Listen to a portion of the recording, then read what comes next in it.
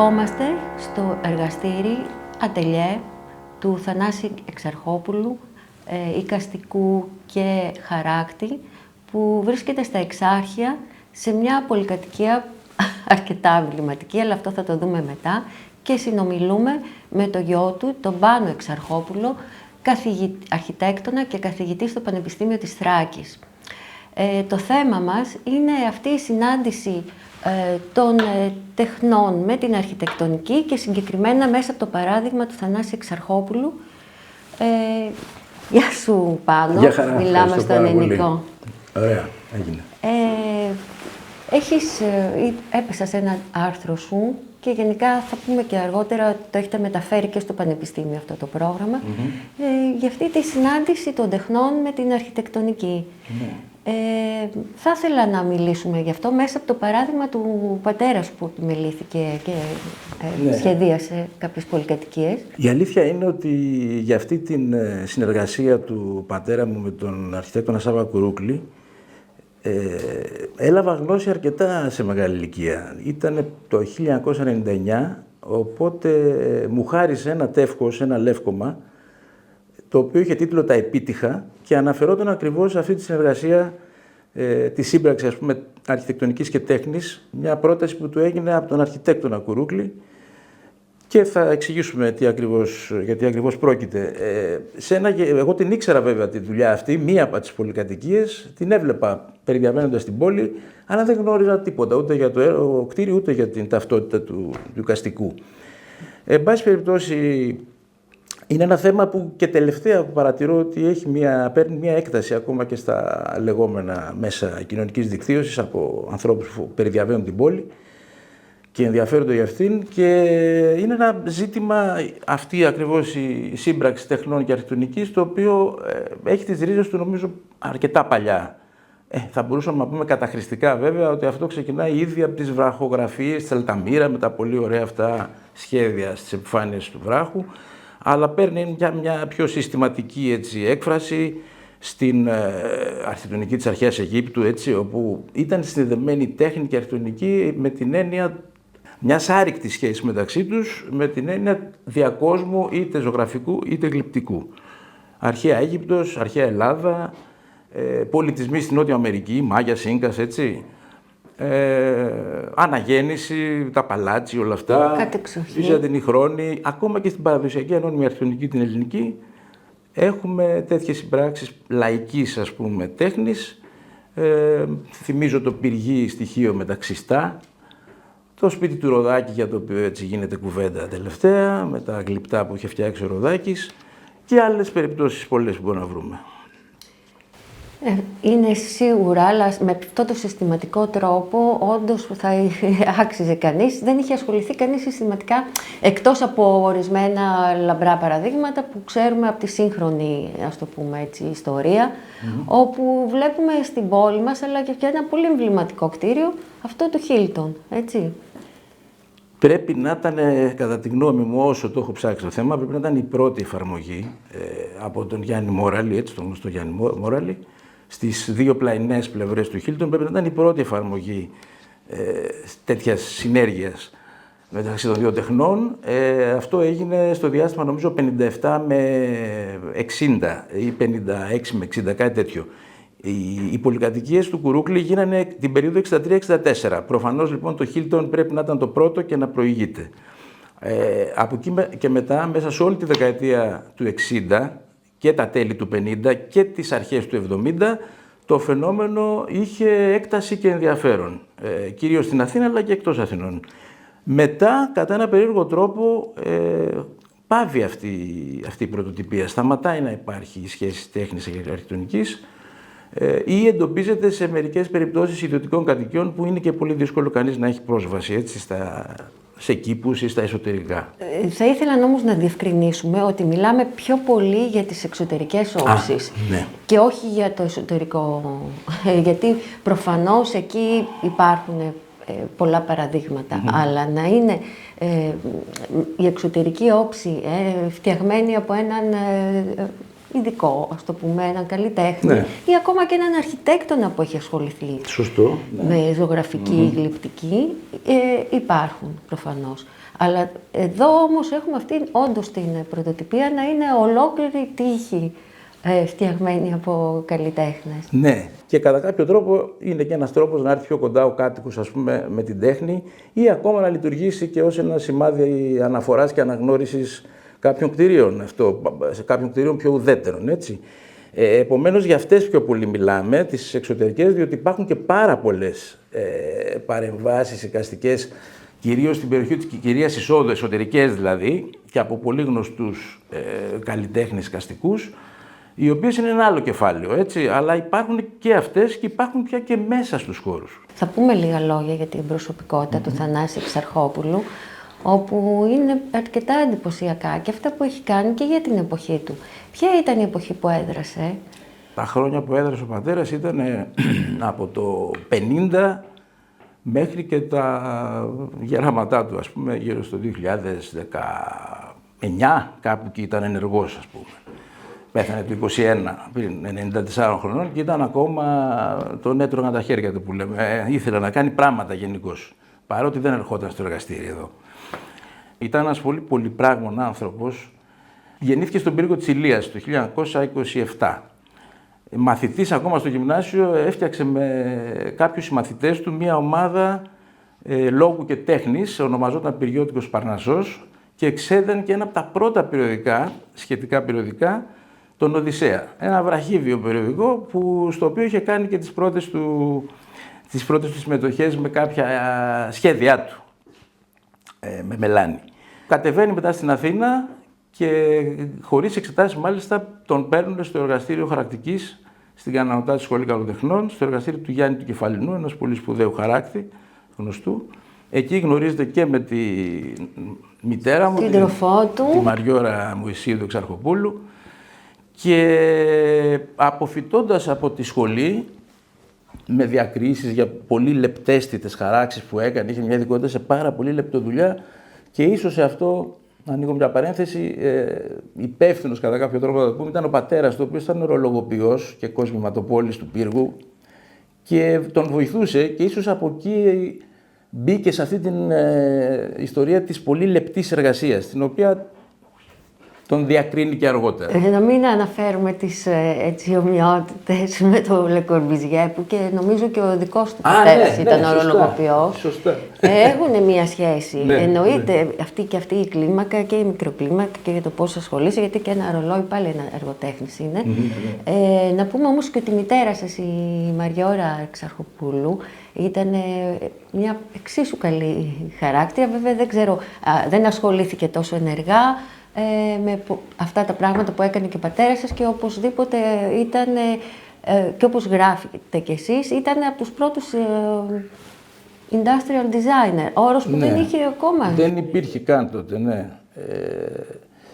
Ναι, η Μαριώρα σε μια άλλο είδος τεχνοτροπία, είναι η αλήθεια, από τον Θανάση τον Εξαρχόπουλο, και αυτή ήταν χαράκτηρια. Προφανώς ως γυναίκα είχε κάποιες υποχρεώσεις παραπάνω, τα ξέρετε αυτά, και οι δύο πάντως ήταν άνθρωποι αρκετά κλειστοί και καθόλου έτσι στα δημόσια μέσα και έξω, και ίσως το πλήρωσαν αυτό με μια σχετική ανωνυμία, κυρίως η Μαριώρα. Από εκεί και μετά, κάτι που κάναν μαζί επίσης και έχει σημασία να το πούμε, κάναν και μια σειρά παιδικών βιβλίων. 10 παιδικά βιβλία, ξεκίνησαν το 1974, πρώτο εκδόθηκε η Ορχήστρα, και η οποία πουλάει ακόμα, εκδίδεται και πουλάει ακόμα, πολύ πρωτότυπο βιβλίο. Από τις εκδόσεις? Έολος. Και έχει μόνο εικονογράφηση και ήχο. Ξεκίνησε με δισκάκι, πέρασε στην κασέτα, τώρα βγαίνει με CD. Λοιπόν, ο πατέρας πράγματι ασχολήθηκε με το industrial design, στο πλαίσιο της πρόσληψής του από την Ιζόλα, τη γνωστή εταιρεία οικιακών συσκευών, όπου δούλεψε 17 χρόνια. Δεν βιοπορίστηκε από την τέχνη του, δηλαδή, θέλω να πω, έπρεπε να δουλεύει. Έτσι. Ανήκει σε αυτή την κατηγορία. Και πέρασε και από άλλες δουλειές, δούλεψε μακετίστα σε διαφημιστική εταιρεία, δούλεψε στο Σαρίδι σχεδιάζοντας έπιπλα και διαμορφώνοντας εσωτερικούς χώρους, καταστημάτων, σπιτιών κλπ. Να πούμε ότι και αυτές οι καρέκλες που καθόμαστε τώρα είναι από το... Ναι, είναι παραγγελία σε σιδερά βάσει σχεδίου, ας πούμε. Έτσι. Με ένα πολύ ωραίο σχεδιασμό. Και κρατάνε ακόμα, δηλαδή δεν έχουμε αλλάξει τίποτα. Για τα δέρματά τους κλπ. Ασχολήθηκε με το βιβλίο, επιμέλεια και σχεδιασμό βιβλίου, με την τέχνη εννοείται πάντα, σχέδιο, χαρακτική και ζωγραφική. Έκανε μέχρι και κινούμενο σχέδιο, μια απόπειρα ας πούμε και 3 μικρά φιλμάκια. Και βέβαια να μην ξεχάσω ότι ήταν καθηγητής στην Ανωτάτη Σχολή Καλών Τεχνών το διάστημα 74-86, 12 χρόνια, στο Β' εργαστήριο χαρακτικής, οργάνωσε ένα υποδειγματικό εργαστήριο και είχε και πολύ μεγάλη αγάπη για τους νέους, προσπαθώντας να τους κάνει να εκφράσουν τα δικά τους, ας πούμε, θέλω, τις δικές του επιθυμίες στον χώρο της τέχνης. Προς το τέλος άρχισε να κάνει μια σειρά βιβλίων με ασταμάτητο ρυθμό. Εδώ, ας πούμε, έχουμε το σχετικό αρχείο. Βιβλία τα οποία είτε περιείχαν κείμενα δικά του, λογοτεχνικά, μαζί με εικονογράφηση, άρα ας το πούμε καλλιτεχνικά βιβλία, βιβλία με πεζογραφία δική του ή ποίηματα ή πεζά, βιβλία με αποσπάσματα κειμένων τρίτων, τα οποία ήθελε να τα ξαναδιευθετήσει τυπογραφικά με έναν καινούριο τρόπο και τύπωνε κάνα 2, 3, 4 αντίγραφα από αυτά, χάριζε κάποια σε φίλους, έτσι δεν βγήκαν ποτέ δηλαδή στο εμπόριο αυτά. Ήταν χειροποίητα από την αρχή μέχρι το τέλος, φωτοαντιγραφική αναπαραγωγή και έκανε και τη βιβλιοδεσία. Η αλήθεια είναι ότι την εποχή του 60, που να ξαναγυρίσω στα χρόνια εκείνα, έκανε παρέα με πολλούς καλλιτέχνες, υπήρχε μια πολύ ζεστή παρέα καλλιτεχνών και λογοτεχνών και από τον Πύργο αλλά και από την Αθήνα. Δεν ξέρω γιατί είχαν ευνοηθεί τότε αυτές οι παρέες και ήταν πολύ σφιχτές. Ακόμα και στην περίοδο της Χούντας που η δραστηριότητα όλων αυτών των ανθρώπων από δική τους θέληση σταμάτησε. Σταμάτησε εξωτερικά, αλλά ίσως... Τώρα τι κάνανε στα σπίτια τους, ναι, προφανώς, ναι. Αλλά σταμάτησαν να δημοσιοποιούν, ας πούμε, τη δραστηριότητά τους. Αλλά οι παρέες, ωστόσο, εξακολούθησαν να υπάρχουν πολύ σφιχτές στα εκείνα τα δύσκολα χρόνια. Και ένα πολύ μεγάλο κομμάτι, νομίζω, του γραπτού του, ας πούμε, έργου γράφτηκε τότε. Πάμε τώρα λίγο στη σχέση του Θανάση Εξαρχόπουλου με τον Σάβα Κουρούκλη, τον αρχιτέκτονα. Αυτή η σχέση που τη μάθετε κι εσείς αργά, δεν το θεώρησε ότι είναι, να μην σας το πει πιο νωρίς, από τη στιγμή που σπουδάζετε αρχιτεκτονική, μου κάνει εντύπωση. Αρκετά αργά. Πράγματι. Λοιπόν, πάμε σε αυτά να περιγράψουμε λίγο γιατί πράγμα μιλάμε. Γιατί πιστεύω όποιος κάτοικος της Αθήνας έχει βρεθεί σε αυτές τις περιοχές, σίγουρα θα του έχει κάνει εντύπωση και θα έχει προσέξει κάποια από αυτά. Ειδικά στην Ιουλιανού και Αχαρνών που είναι το πιο έτσι, πώς να το πούμε... Και οι σκιές τον αναδεικνύουν και είναι και αρκετά μεγάλο, και έχει αυτό τη δύναμη του αναγλύφουν. Με τον Κουρούκλη, το Σάβα, γνωρίζεται μέσω μιας κοινής φίλης αρχιτεκτόνισσας της Βιβίκας της Αποστολιάδου. Αυτή τους φέρνει σε επαφή, ήταν οικογενειακοί δικοί μας φίλοι και προφανώς και των Κουρούκλιδων. Ο Κουρούκλης ήταν παντρεμένος με την Τίκα Κουρούκλη και αυτή η αρχιτεκτόνισσα. Λοιπόν, δεν ξέρουμε πάρα πολλά στοιχεία, όπως και για άλλους αρχιτέκτονες εποχής. Μπορούμε να βλέπουμε κτίρια στην Αθήνα και να είναι όλα επώνυμα, αλλά δυστυχώς δεν γνωρίζουμε ποιοι τα έχουν κάνει. Είναι και λίγο αυτή η περίοδος της αντιπαροχής και λίγο πιο... δεν ασχολείται κανείς.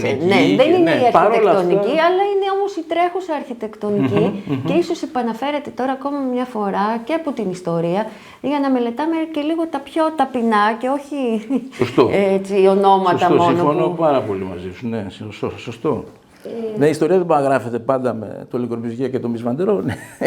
Τηρουμένων των λογιών και στην Ελλάδα. Υπάρχει αυτή και η τάση και στην αρχαιολογία, το ακούω συνεχώς, ότι προσπαθούν να αναδείξουν και πέρα από τα παλάτια και όλα αυτά, τα δημόσια κτίρια, την πιο απλή κατοίκηση των ανθρώπων της κάθε εποχής.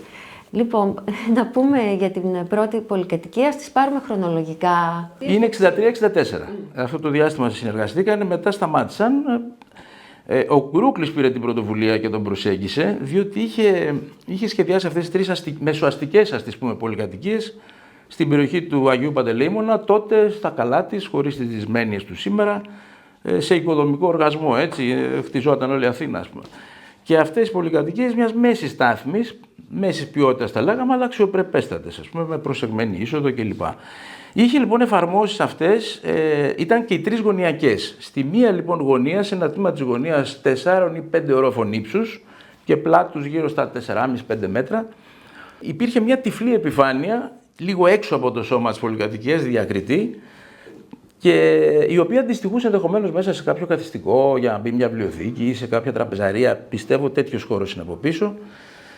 Αποτάθηκε λοιπόν στον πατέρα γιατί ήθελε κάτι να κάνει με αυτή την επιφάνεια. Και αυτό προς τιμήν του, έτσι. Και αυτό διότι είχε χαθεί λίγο στην αρχιτεκτονική του συμπαγές πια. Είναι όλα διάφανα. Ναι, σωστά. Είναι μια έκπληξη στην πόλη ένας τείχος τέτοιος συμπαγής και του έλειπε όμως κάτι, ήθελε κάτι να τον κάνει. Και σκέφτηκε να γίνει μια παρέμβαση από κάποιο καλλιτέχνη και μάλιστα και οι δύο συμφώνησαν, αλλά και ο Κουρούκλης το ήθελε πιο πολύ, να μην έχει καθόλου νατουραλιστικό χαρακτήρα, να είναι γεωμετρική, αφαιρετική, έτσι, χωρίς να είναι κάτι έτσι πάρα πολύ ρεαλιστικό. Προφανώς στο αρχείο του βρήκα πάρα πολλά προσχέδια, είχε κάνει και για την κάθε μία από αυτές. Καταλήξανε σε κάποια μοτίβα και τα οποία εφαρμόστηκαν σε 3 τέτοιες πολυκατοικίες. Η πιο γνωστή που είναι η Ιουλιανού και Αχαρνών, αυτή η επιφάνεια είναι όλη από μπετόν εμφανές και το ανάγλυφο ουσιαστικά έχει ένα κάναβο 8x8 εκατοστά και έχει προκύψει από ένα ειδικό καλούπι με σοχές, το οποίο τοποθετήθηκε στο στάδιο της κυρωδέτησης του μπετόν.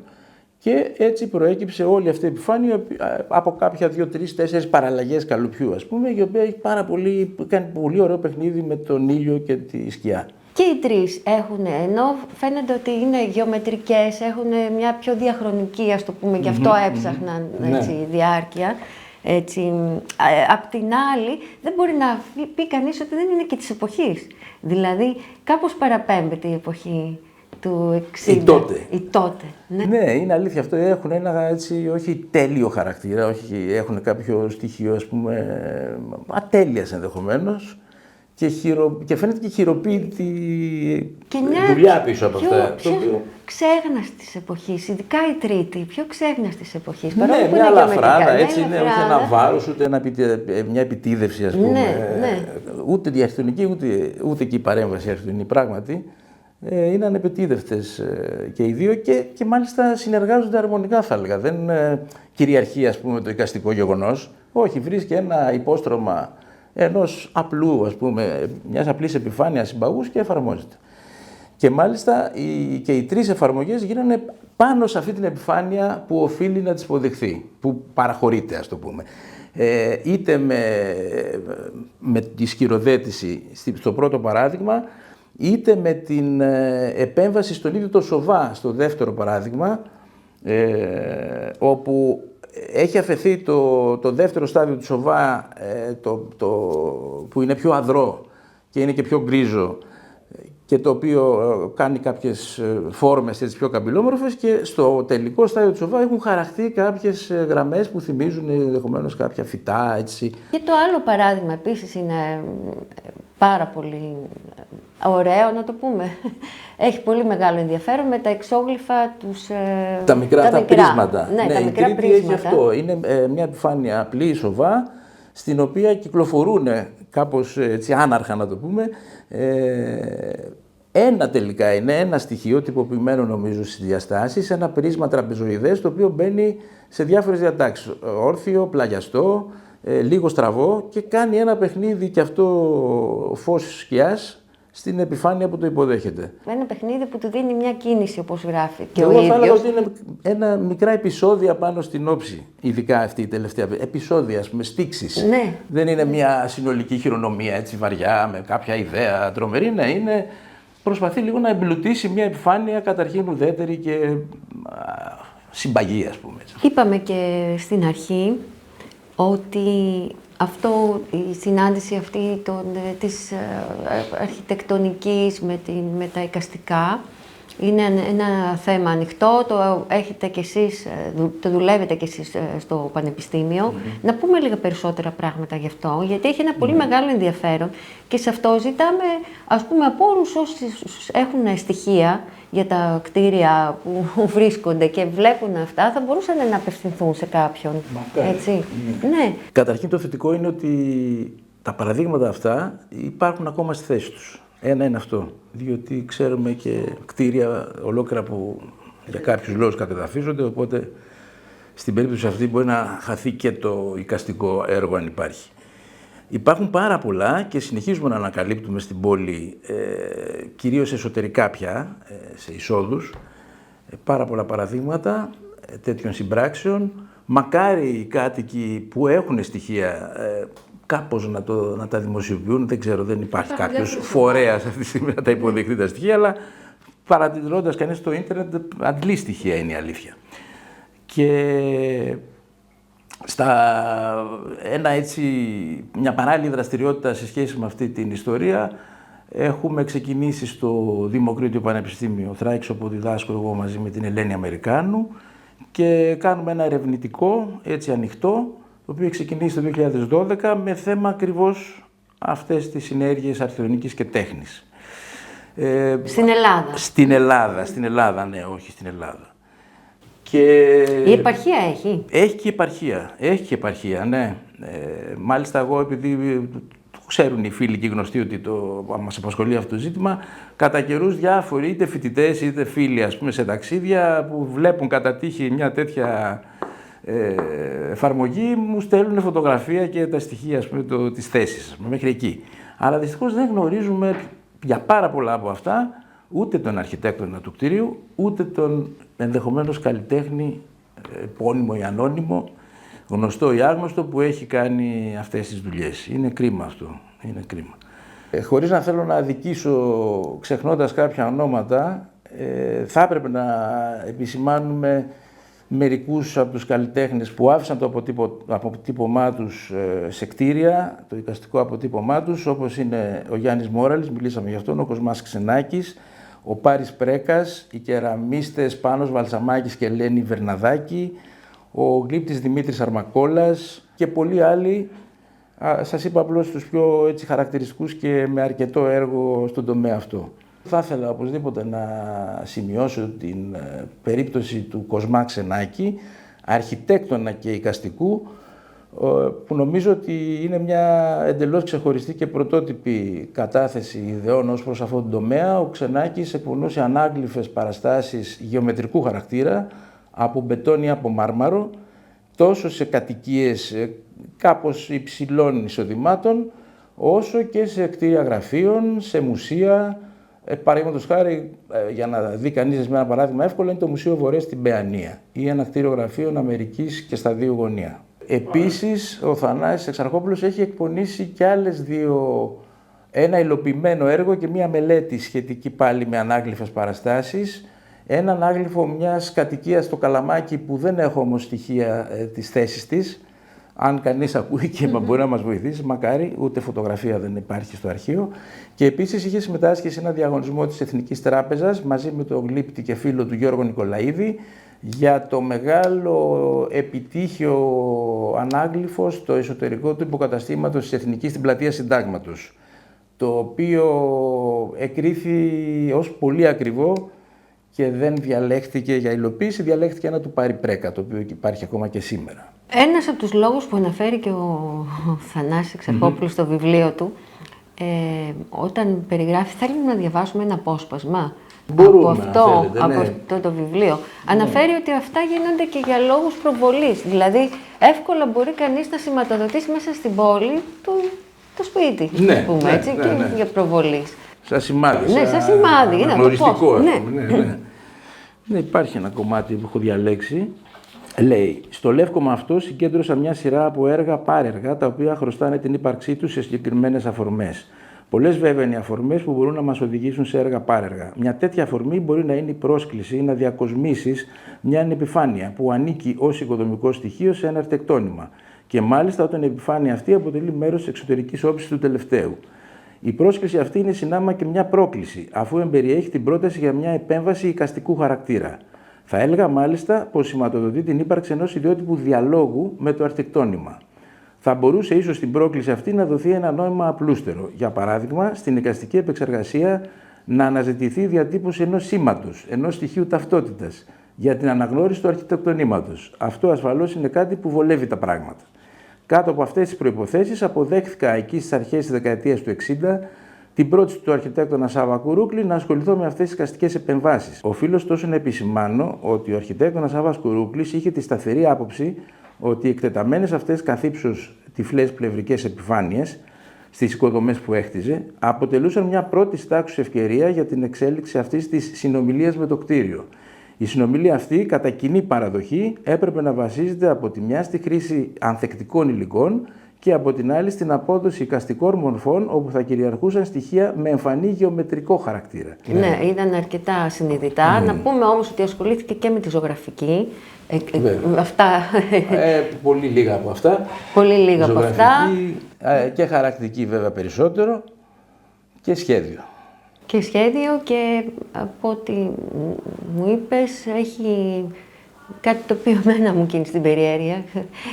Είχε φτιάξει κάποιες γραμματοσειρές τις οποίες θα ήθελε να τις κάνει. Σχεδίαζε γραμματοσειρές, όχι στον υπολογιστή, έτσι ποτέ δεν χρησιμοποίησε υπολογιστή, παρά σε μερικές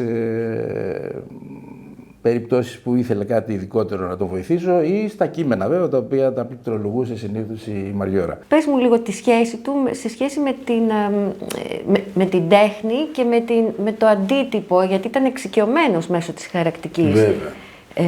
Να επαναλαμβάνεται κάτι. Ναι, είχε τη σταθερή άποψη ότι η τέχνη πρέπει με όποιο τρόπο αυτό είναι πιο εύκολο να διαδίδεται.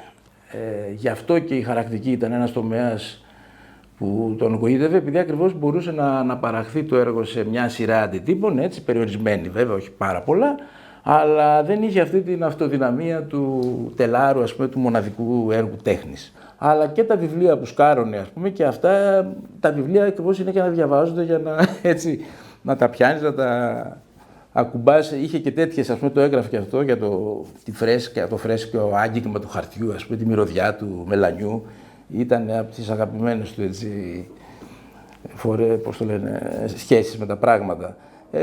Εδώ, ας πούμε, είχε κρεμάσει πέτρες από σειρματάκια πολύ, έτσι, ωραία καμπυλωμένα που δέχονταν μία πέτρα. Ήταν αυτή η εποχή τότε που όλη αυτή η παρέα, ας πούμε, κάποιων έτσι λίγο πιο καλλιεργημένων ανθρώπων, όλες αυτές τις παρέες ασχολιόντουσαν, ας πούμε, με το να μαζεύουν ξύλα από τις θάλασσες, πέτρες, συλλογές διάφορες, χτενίζανε τα νησιά βλέποντας όλα τα ξοκλήσια, ας πούμε, της Ήφνου. Τους άρεσε η παράδοση, αλλά ταυτόχρονα είχαν τα μάτια ανοιχτά και στην πρωτοπορία και σε σύγχρονες μορφές τέχνης. Έτσι ήταν πράγματι μια ανοιχτή δημιουργική περίοδος αυτή. Μακάρι να ξαναβρεθούν τέτοιες και συμπράξεις όσον αφορά το θέμα μας που κουβεντιάζουμε, αλλά και ευρύτερα. Οι παρέες, ας πούμε, είναι κάτι πάντα ευχάριστο και γόνιμο.